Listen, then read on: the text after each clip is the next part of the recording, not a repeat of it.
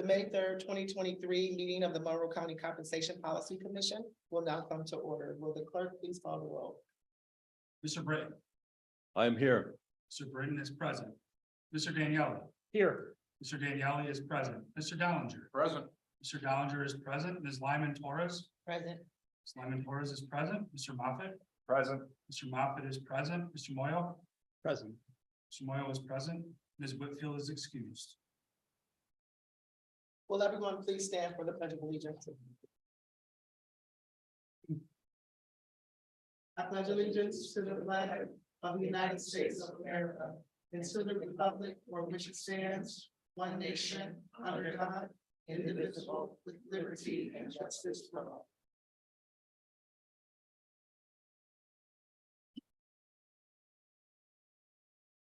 I would like to thank all the commission members who have agreed to serve on this important commission.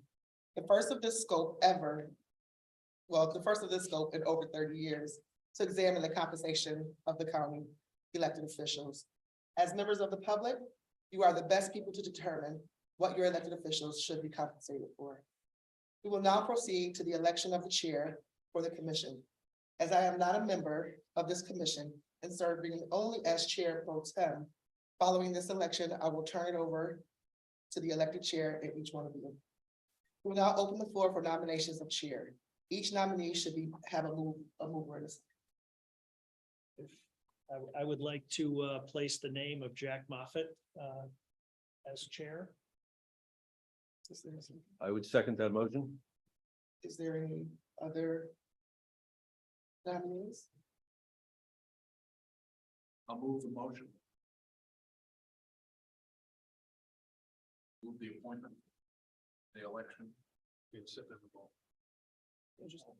that the only nominee? All in favor? Say aye. Any opposed? Nope.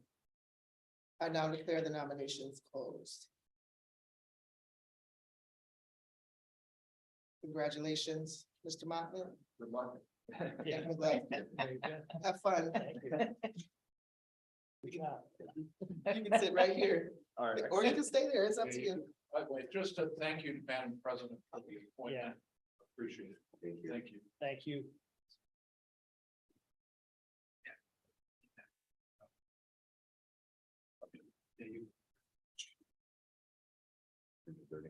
Yes.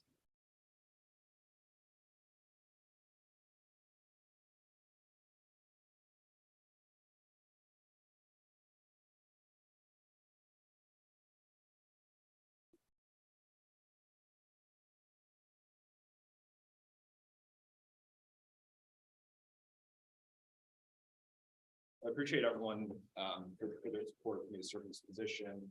And I think I reached out to all of you kind of in advance, letting you know my interest. And as I said, I really appreciate the service of everyone on this commission, what they've done to date, and obviously their work on this commission. It's not an easy job by any means, but I think the group here that's assembled will give it all consideration and diligence needed.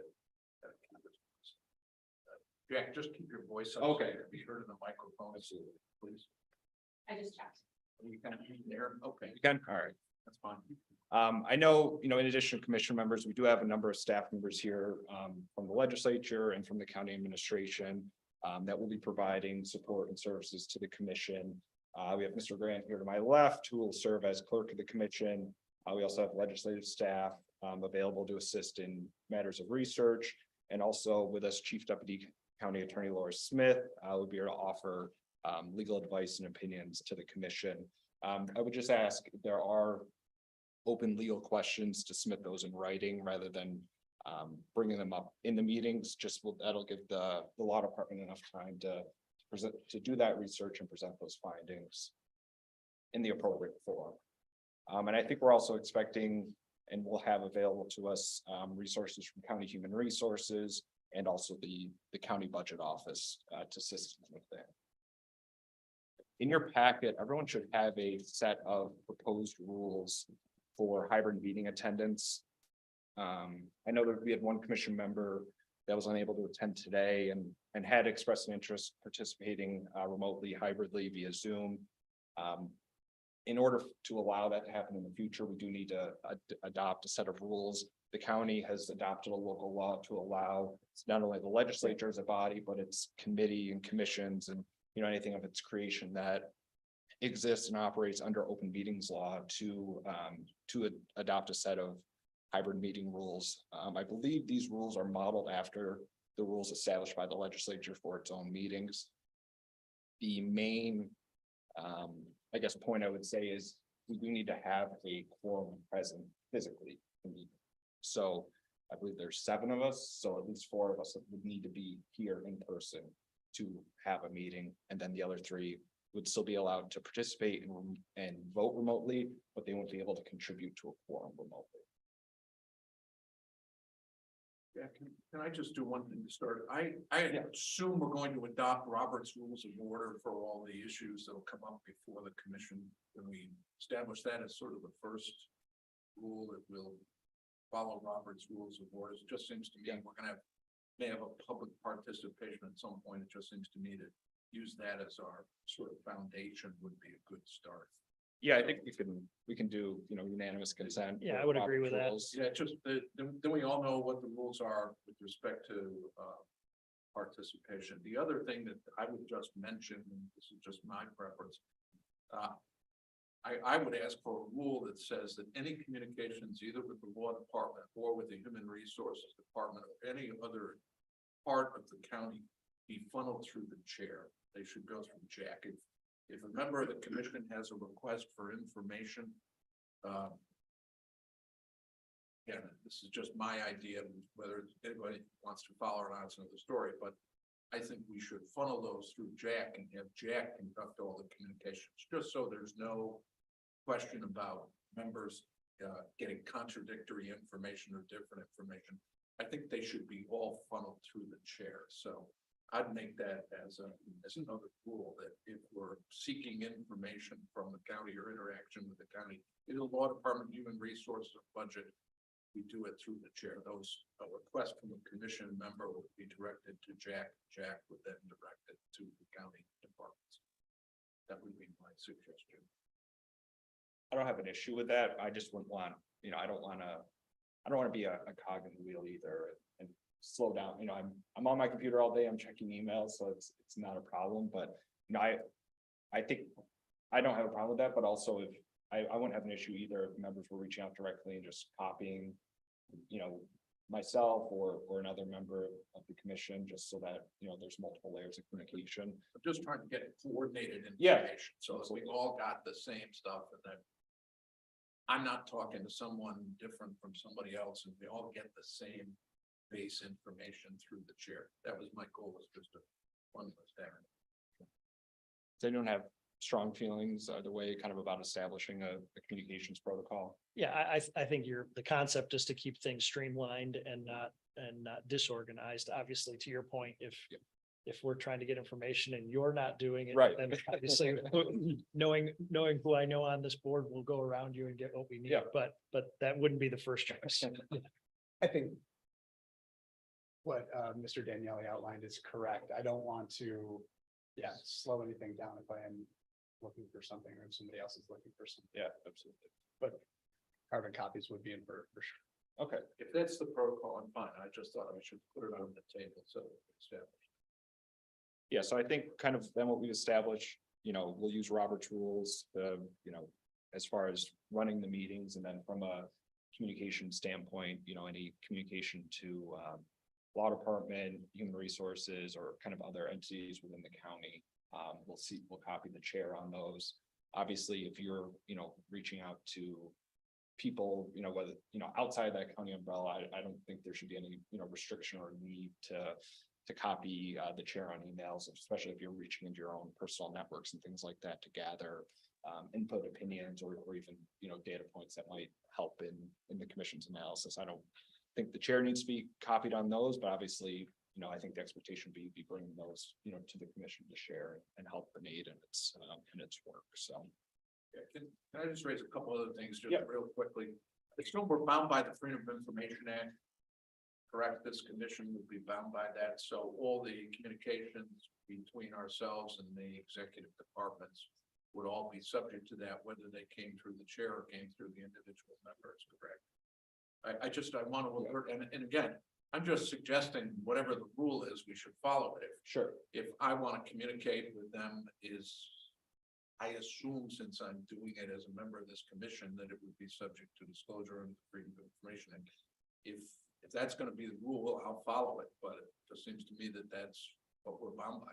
Is that accurate? I'll defer to the chief deputy county attorney, but I believe you're correct, but I'll let her speak to that. That is correct. This body would be subject to the freedom of information law. I would note that FOIL is intended to also permit free discourse of ideas and the deliberative process. However, any final determinations made by this board, any factual or statistical information, and any instructions to staff that could affect the public cannot be withheld under FOIL. To say it differently, there is an exception for intra-agency correspondence. However, if it does not, if it fits into one of the exceptions to the exception, it would be, it cannot be withheld under FOIL. That's an excellent point. The communication would be pursued to FOIL. Also, this body is subject to the open meetings law, which means there should be no correspondence of a deliberative process or deliberative conducting the business of the meeting, the business of the board outside of the meeting, that includes by email as well. Can I just ask one clarification? I apologize. There's a personnel exception under the open meetings law. We will be discussing compensation of individuals who currently hold public office, either those who are running for office this year or may already hold office in the case of the county clerk and the county and the sheriff's department. Can we assume that at some point we may be able to go into an executive session for personnel matters if we reach that point? I'm not suggesting we will, but is that an option that we have? I'll say more blankly, all of the permissive uses of executive session under Public Officers Law 105 would be available to the board. The personnel exception under open meetings law is for discussing matters to compensation or appointment of a particular person.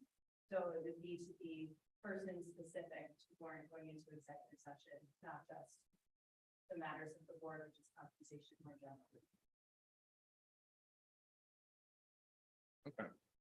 Okay. So I think, via unanimous consent, we've agreed to use Robert's rules. We've set kind of a framework for communication as it relates to what's in front of everyone on the hybrid meeting attendance rules. Again, my understanding is models what the legislature uses today. If everyone's comfortable with this, I think a motion would be in order to adopt these. Move to adopt the hybrid meeting rules and allow. Moved by Mr. Dollinger. Is there a Second. Second by Mr. Moyle. All those in favor of adopting the rules signify by saying aye. Aye. Any opposed? The motion carries. May I ask if the missing member of the commission will be able now to attend this meeting? It'll have to start it for the next meeting. But there's really no outside of general there's no planned action items left on the agenda. So we'll still be able to kind of follow from the online video here, the general discussion. Our next agenda item is commission goals and objectives.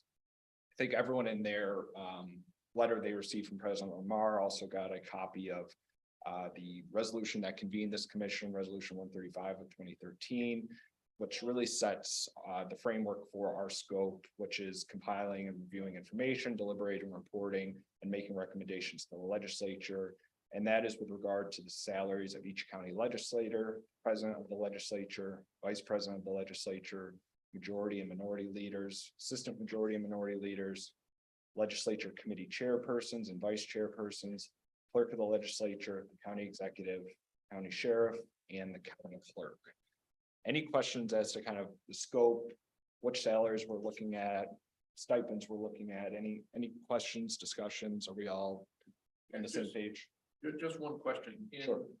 President Lamar's note to us, she says unless our ability to change those salaries is otherwise affected by law, regulation, or et cetera, do we have an indication from the law department as to whether there are any restrictions on our ability to change the compensation of the non-legislative positions? I believe that the district attorney's salary is linked to the pay for a Supreme Court judge.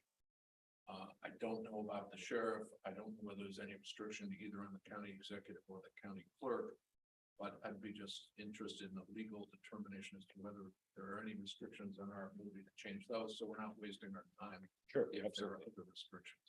Yeah, and same page, my understanding it's district attorney only, and I think that's tied to judiciary law, but if the law department's ready to comment on that, I welcome any This was not determination. Show, but I did come ready to on the off chance. That's correct. Under the Monroe County Charter, the legislature is permitted to fix the compensation of the county executive. So that is within the purview of this body, as well as under county law. What is generally known as the Board of Supervisors here, in the legislature, also fixes the compensation for the county clerk and the sheriff's office. So those would both be under the purview as well of this committee. Thank you. So no action on this agenda item needed, more just making sure we're all aligned, same page on the scope here. Our next one item on the agenda is a discussion topic, and that's, essentially whether this commission has an interest in engaging an outside entity to perform any type of consulting services or analysis. I know in looking at past compensation policy commissions, the most recent one, which I think was 2015, there was no outside entity engaged. In 2000, there was an outside consultant utilized, but I believe they performed the services pro bono. And dating back further than that, I'm not aware of what methods were utilized. So I really put this item on here because one, we are under a tight timeline. The president's asked that this be done by June 1st. I know the way procurement can work, within the county, and it's not have time. right. And that was kind of my thought, but I didn't want to. And I wondered if we had a budget. Unless someone was gonna do it for free. Pro bono, like, Right. I have social not heard of workers. anyone coming forward and offering up those services. I think between the resources we have at the county, between the legislative staff, human resources, the budget office, et cetera, we probably have, the resources we need to pull this together in that timeline, but I certainly didn't want to assume that without kind of having a discussion with the commission first. Honestly, I would have preferred it, but we don't have time. I agree with the chair. Me too. I agree. Next agenda item, and there's already been some kind of open discussion, but I did want to just open it up for discussion on methods and for, essentially benchmarking and kind of coming up with salary recommendations for each of the positions that we have purview over. I know just historically, obviously, we've looked at, this commission in the past has looked at similar titles held in counties while also taking into account general size, budget, employees, et cetera. Municipal pay for non-county positions, including towns. I think also another area we may want to look at is like nonprofit pay. It's obviously not going to be the exact same as government pay, but that's another area we may want to look at. But I'd be more than happy to kind of open the floor here, especially because we have legislative staff present that will help us on some of this research. And if there's any directives or guidance that commission members want to provide, and from a data standpoint as to what they would like to see in helping to inform some of the recommendations forward. Well, go ahead, Paul. Jack, could I ask a question? Probably everybody else already knows the answer to, but I don't know exactly what the salaries of the county executive, the county clerk, or the regular legislators are. And I just like to know that as a Sure. baseline for what we're starting from. So the county executive is 120,000 annually. I believe that was last set in when the compensation policy commission convened in 2000. That was the salary that was, I believe, recommended at that time and ultimately enacted by the legislature. So that has not been adjusted since. 23 years Correct. in the county clerk. For individual legislative, sorry. No county clerk. Oh, sorry, county 80. clerk. County clerk is 80 or Yeah. 80. Okay, sorry, I had 80 in my head. I have 80. I was between 80 and 83 for some reason. What's that? I think it is 81. 81. I don't recall the last time that was adjusted. It definitely hasn't been adjusted since 2000. So I would say again, the only elected official salary that's been adjusted since 2000 would be the sheriff's salary, which was adjusted in 2015 as part of that pay commission. I was part of that commission and I will tell you, I have no idea how much the sheriff. Yeah, makes. It's a sliding scale depending on years of service. Yes, that is the one outlier as far as the positions we're looking at presently. County legislators make a base salary of 18,000 annually. There was a recommendation, I believe, put forward in the 2000 commission report to increase those salaries. That was not adopted by the legislature, so I believe Judge Dollander here was talking about he was aware of the last time legislator salaries. To see the county legislature on January 1st, 1988, before some people in this room were born. And the salary was $18,000. I believe it's still the same. That That's was correct. It is. 3 years ago. And then, By the way, let me just thank anybody who served in that period of time. Sort of on a pro bono basis. Scan in the room, sir. Scan in the room. I thank you for your service. It's been a long, long time. and then from there's stipends there's 9 standing committees within the legislature. Each chairperson of that committee receives a stipend of, I believe it ranges, the Ways and Means chair received a slightly larger stipend, but for the other 8, I believe is it 1,200? It's less than 2,000, we'll say. And then, That's the stipend. yeah, correct. The Lulu for the chairs. Chair. $1,500. Let's be Give or take. $30 a week. The president of the legislature makes 54,000 annually.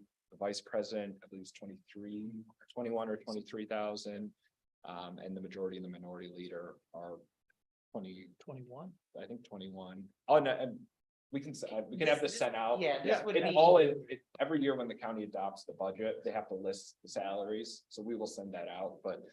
great, including. the Yeah, and chair. I think, And the sheriffs. I think part of the point is maybe for the next meeting, assembling, what does each position make currently as adopted?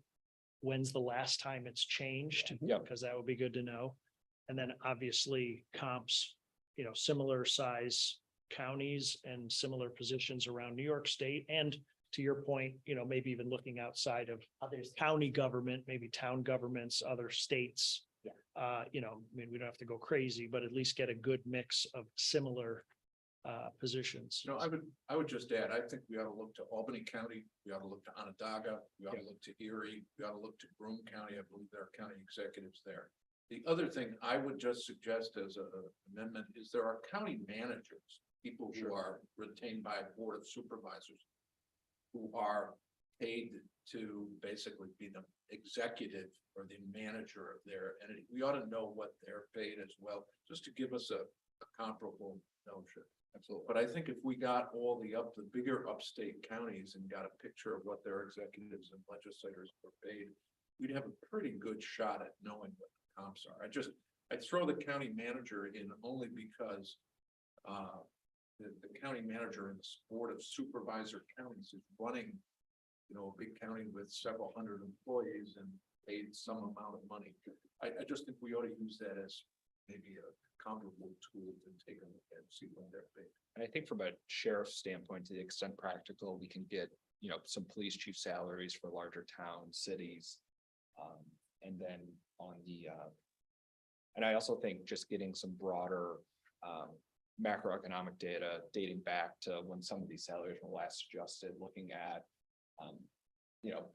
inflation adjusters and. Can I just look at one other thing and that's the question of benefits that go with the salaries, whether there's health insurance benefit, if so, how many members of the county, just so we get an idea of what the total compensation package is. From 8 years ago, the sheriff salary that we set I was not 100% happy with, given some of the political realities or incentives and disincentives it might have created. And so I'm happy that we're here able to kind of reconsider that. And I would, as a question, whether what we have now in place, if it exists anywhere else in New York State, I would be interested to know. It seemed like a bit of an outlier in terms of a policy. And if it's a norm somewhere else, then I might be more willing to accept it, but the way that I understood it, I had some initial problems with it, so I just wanted to put that out there. And we're revisiting that here, correct? Correct. All right. Yep. Yeah, and if I could bring up another topic that typically comes up. And part of the reason that was very complicated, you and I were there at the same Yes. time when that happened. And, was in fact the attempt to build in some kind of escalator because, nobody wants to deal with voting themselves in a raise. That is a very sensitive topic that when, at the end, when we make a recommendation, somebody's going to have to make, legislators are going to have to make a decision on whether or not they vote themselves a raise or not, or other people, and then the county executive is going to have to sign it or not sign it, adopt it, and so the viability of having some kind of a delay clause or some kind of escalation so that you're not in fact voting yourself a raise during your existing term. Maybe it's the next term, or maybe it's over the next couple terms so that it's less of a political burden. Because it makes sense. I mean, there's no reason that the legislative pay hasn't changed in 43 years. I don't think you could poll everybody and you're probably going to have a fairly unanimous decision that that's a bad idea, but it's just something to think about as we figure I out. think how to- there's a provision in the charter when it comes to specifically legislator pay that effectively it won't take effect until the next seating of the legislature. Yes. And obviously that would happen, January 1 of next year. But I think at the end of the day, obviously, we're within the bounds of the charter, but to your point about making, other recommendations, I don't think we're limited in making recommendations just beyond set numbers and, how even this, the formation and convening of this commission could be, improved, revised, or otherwise changed moving forward. And I think one other, just from a data standpoint, obviously, through county human resources and county laws and going through, collective bargaining with the county's various bargaining units, I'm sure it looks at a lot of economic data and determining, what are the step raises and what are the various, cost of living adjustments once a county employee reaches the end of their salary grade, and just kind of getting any historical data related to that. Because I think ultimately, the one thing we want to make sure we're being is fair and, making sure that if we are going to be offering adjustments for elected officials, that they're not, outside the benefits or salary increases that, the rank and file county employees saw over this time period. I just make one other suggestion, Jack. Could we get, and I'm only talking about the legislative salaries, can we get a calculation of the cost of living adjustment since the last? I mean, it has to be humongous, right? Yeah. I mean, we're talking about 1987, 88, January of 1988. I would assume that number has been diminished by half at least, if not by more so. So just as a tool, quite frankly, to Sure. include in our argument, if what we decide to do is adjust the pay, to have some basis when we walk in and say, cost of living went up X%. If we decide to raise the salary, only raising it half of X or something, just so we have a basis to discuss in a broader context what this might mean. And I think too, we can share, and I think this is all publicly available because the legislature adopts it by resolution, but every elected official at the beginning of their term, if they are going to participate in the New York State retirement system, has to do a standard workday calculation where they log their actual work hours and activities. I think it's for the first 3 months, and that calculation is used to determine how much retirement credit essentially they're going to receive. It's by no means is it obviously we're not doing this on an individual basis, but that might help us also just understand kind of the hours and time that, not on an individual basis, but kind of as a collective group are being committed and expected from folks in these positions.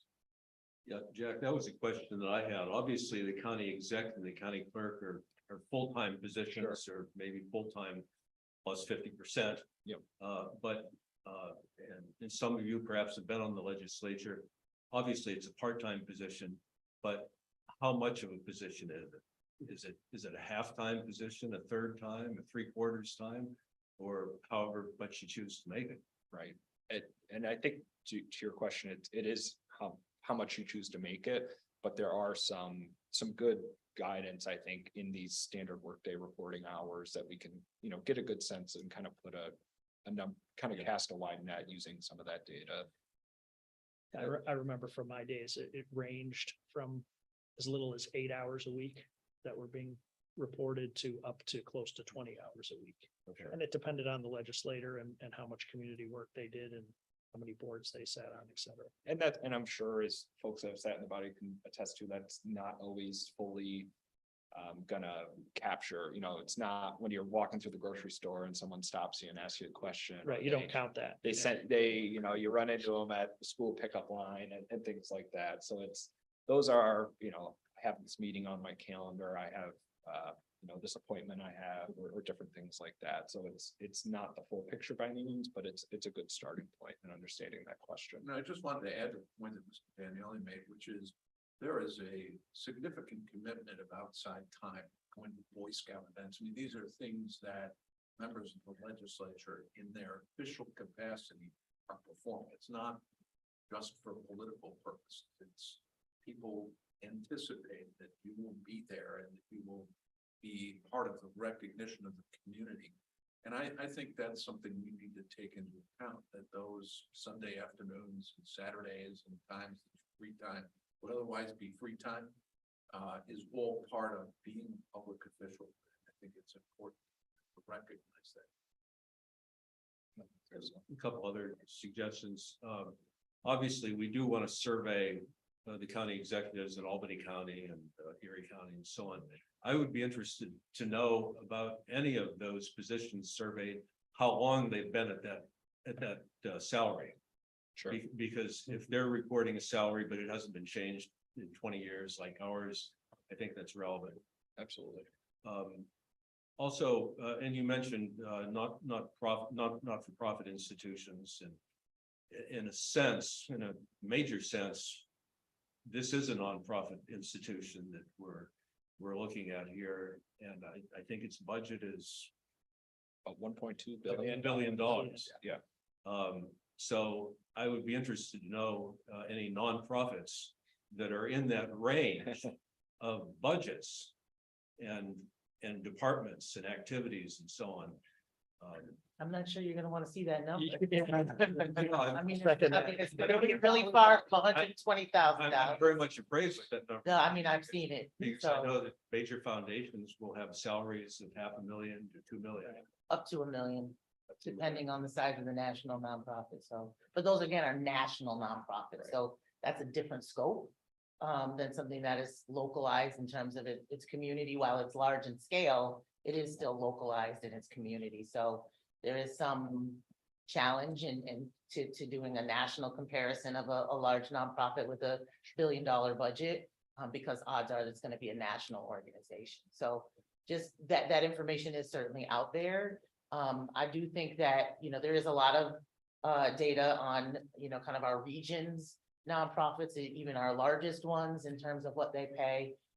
So that data is available. It is still going to be significantly higher. So I think there's going to need to be some kind of way that we're looking at the comparison of that. Right. But happy It's not to, just raw numbers. no, it's not, but happy to, that's my background, so happy to contribute that. And just a quick question, at the end of this, in theory, we'll make a recommendation to the county legislature. My assumption is that the county legislature can do what it wants with that recommendation, meaning adopt it, deny it, or, propose something, using the information we give them that's somewhere in between. So to your point, just, regardless of what number we come up with, ultimately there'll be the legislature and those advise them that will help can I just ask for one other benchmark? We have three institutions that are loosely under the county's aegis, the Water Authority, the Transit Authority, and the Airport Authority.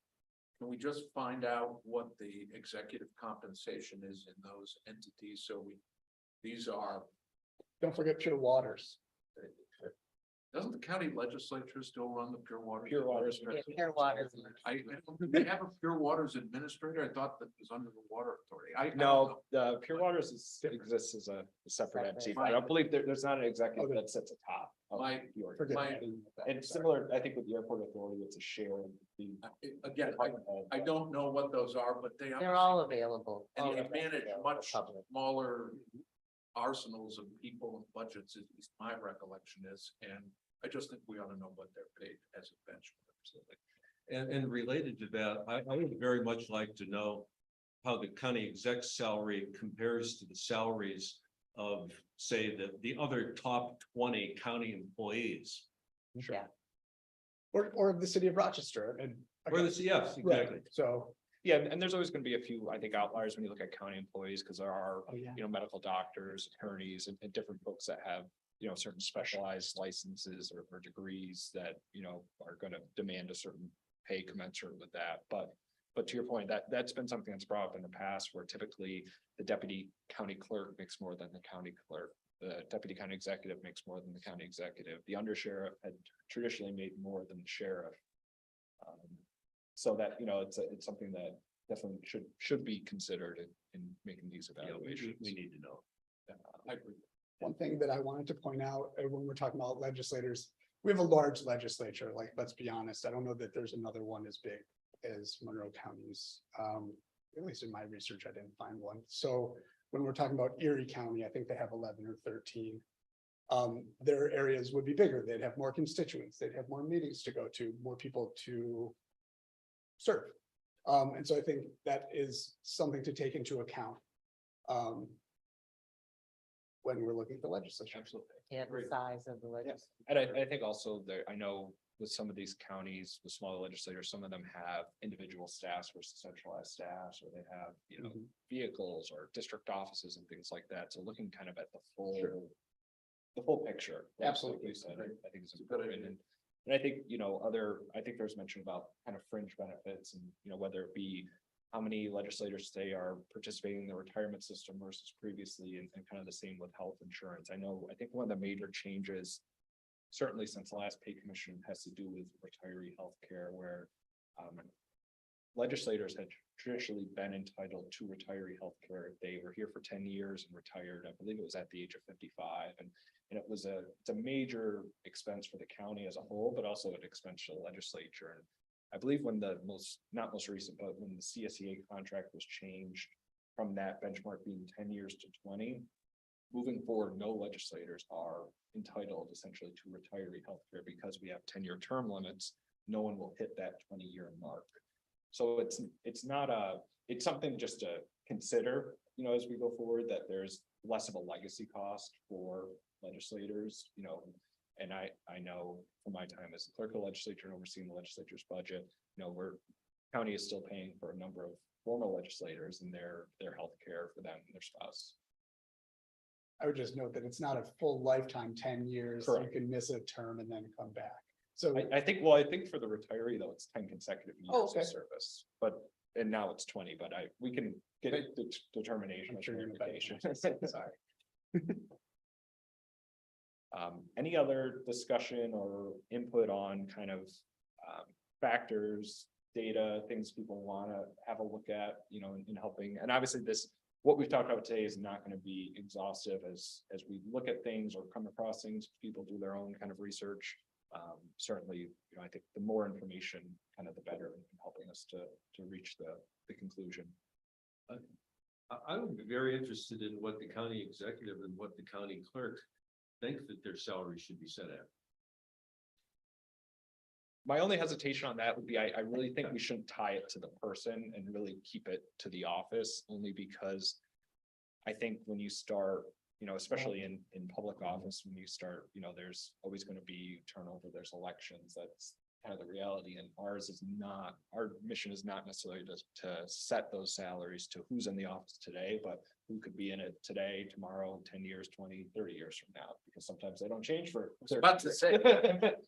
30 years from now, when somebody raises it again. Yeah, Maybe not so much what they think their compensation should be, but what investment of time, sure, um, I think that's fair. the county executive Yes. either has yes. kept track of, or the county clerk or the sheriff, on call essentially 24 hours a day. Given what we've experienced the last 3 years in the pandemic, I think all the individuals have been asked to do quite a lot. And in terms of being available to do their jobs, but, to make sure that we know how many hours a week, there's an estimate that they've worked. That's fair. And Jack, I mean, what, I'm assuming you're gonna get to it next, but we'll talk about how many times are we planning on meeting and how is this because my understanding is we have about a month. Yeah. Right, Yeah. so Sounds like so that. there isn't a whole heck of a lot of time. How many meetings and how do you envision the process going so that in a month we have something Yeah. delivered to the legislature? So yeah, our next agenda item, date for next meeting, kind of an open topic at this point, but I think in the past, the commission had met. I want to say it was around 4 times. First you get organized. Second was kind of receiving that first influx of data and input to help formulate decisions. Third was, let's discuss it. We all had some time to digest this. What do we think? And fourth was, let's vote on a proposed set of recommendations. I think just with our timing, it has to, I don't see us meeting more than 4 times, today being one of those times. But I also, I want to be respectful of people's times. I don't want to meet just for the sake of meeting. I want to meet when we have things to actually discuss, act upon. But if anyone else has, opinions, I don't have a strong belief, obviously we need to notice these meetings, but I don't want to sit here and say we're going to always meet on, the 3rd Wednesday or the 2nd Wednesday or something like that. And obviously, we don't have that. The Wednesday of every week, it would be more like the, Excuse me, we've asked for a pile of information. Yeah. I mean, we have any sense from the administration of whoever's gonna gather this? A lot How of long deliverables. they collate this stuff and give us something? I mean, it would seem to me that's I don't want. That's what I was gonna say, is when can we get the data? Yeah, And I'd prefer I'd prefer to get it in advance of the meeting, Right, as opposed to agree. coming and having a meeting to read the data. yeah. I mean, I think realistically, we should give the folks that are gonna be doing the majority of this legwork through the end of next week to get all that data, because it's not just compiling, it's also organizing it and presenting in a way that's gonna make it easily digestible for all the members of the commission. So, I think that would put our next meeting sometime the week of May 15th. And I know we don't have all commission members here today, so I don't want to commit to a set date and time without being able to, consult with everyone. So I think we'll target that for our next meeting, and then, unless there's an objection, we can set that meeting via, email or through staff to just. Is middle of the afternoon a preferred time or later in the afternoon? I'm not retired. I mean, There are yeah. people who have business responsibilities.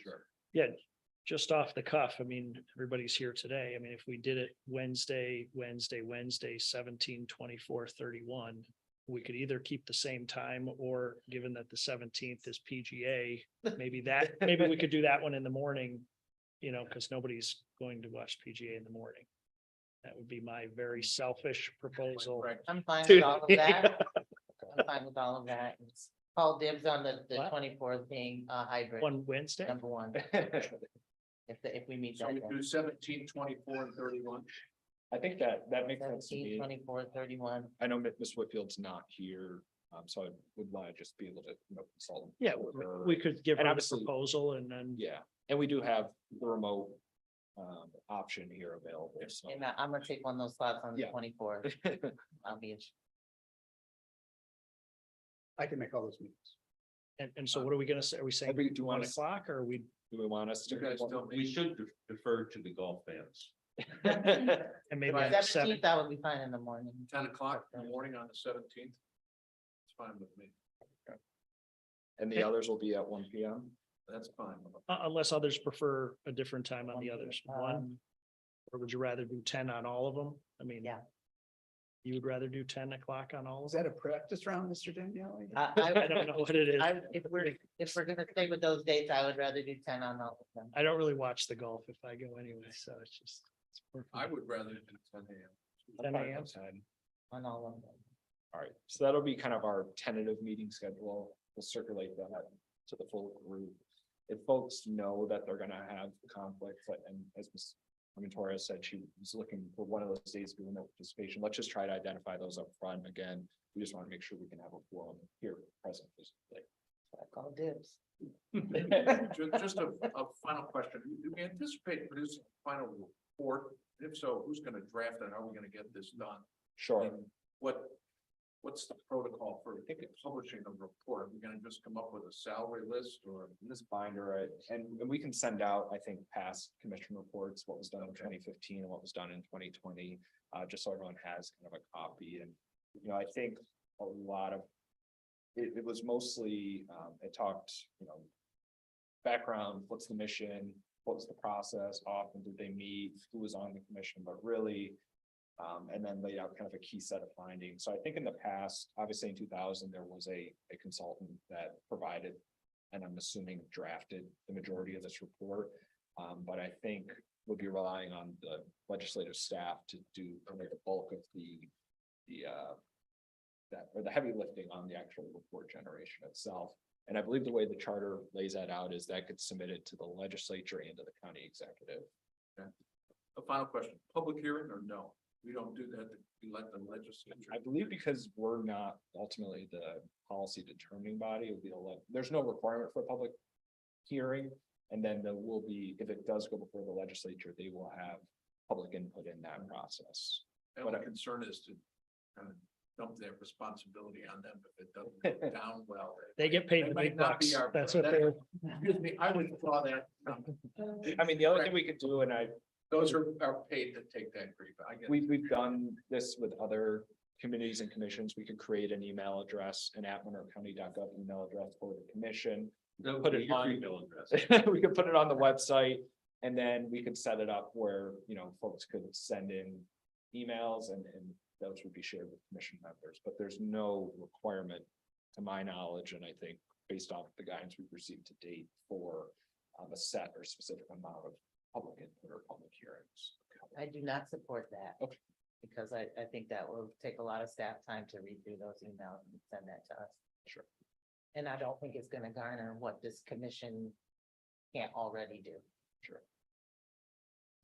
Yeah, and we're an advisory board, and at the end of the day, the legislature is going to hear from the public, because that's who they're serving, and We are the public. Great, so we have I think, it sounds like we have a tentative meeting schedule set. We'll send that out at the end of this, or at the conclusion of this meeting. We have no other items on our agenda, so unless there's any other matters from commission members, we go ahead and take a motion to adjourn.